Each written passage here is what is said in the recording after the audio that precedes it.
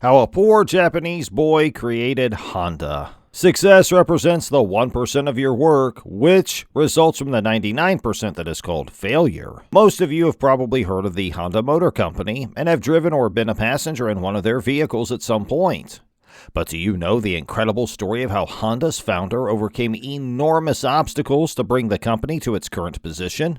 It's an incredible story that demonstrates how those who are truly pioneers in this world must overcome enormous failures in order to get there. Hey fellas! Welcome back to our channel, where this video is going to be really inspirational, so make sure to pay close attention to it. And now, let's begin. Soichiro Honda left his small Japanese hometown at the age of 15 to pursue his dream, despite having no formal education. Honda was a driven engineer who aspired to work for the world's largest engineering firm at the time, Toyota. Honda had invented a revolutionary engine piston ring, and all he wanted to do was work on the Toyota assembly line.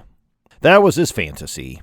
Honda worked day and night in a small workshop to realize his dream, even selling his wife's jewelry and spending many nights alone in his workshop. When Honda finished his piston ring, he eagerly delivered it to Toyota.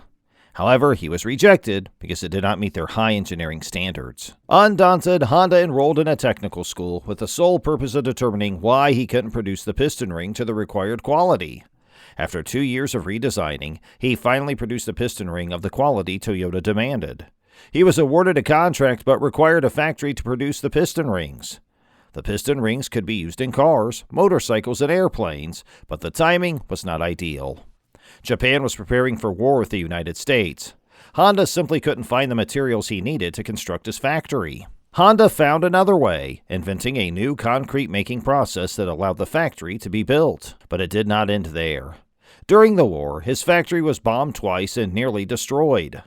The steel required to rebuild his factory was unavailable due to its use in armaments. How much more could a man bear?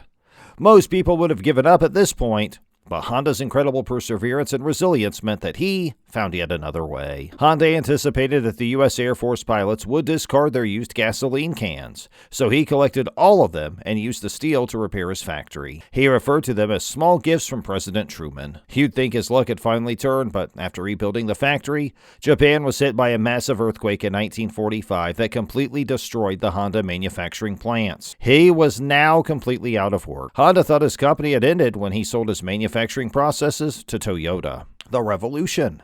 Shortly after the war, Japan experienced a severe fuel shortage, making travel throughout the country nearly impossible. People were forced to take the train or ride their bicycles. Honda loved his country and couldn't bear seeing it on its knees, so he devised the idea of strapping a small motor to his own bicycle to get around. He started riding his new motorized bicycle around town, and his friends quickly asked if they could try one as well. He was inundated with inquiries about his new invention. Honda appeared to be back in business. However, with the country on the verge of a collapse, Honda required investment to produce the new scooters. Investing was almost non-existent at the time. Honda, on the other hand, found a way.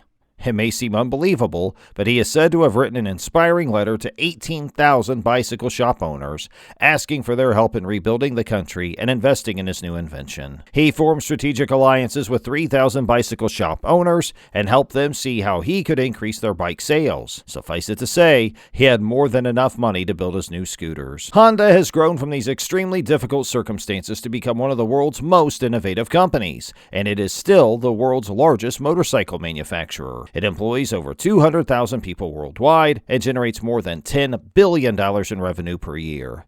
But it was all made possible by one man's unwavering determination in the face of almost insurmountable odds. Can you imagine what it must have been like for him to be sleeping in a small workshop with no money, selling his wife's jewelry, or seeing his factories destroyed for the third time?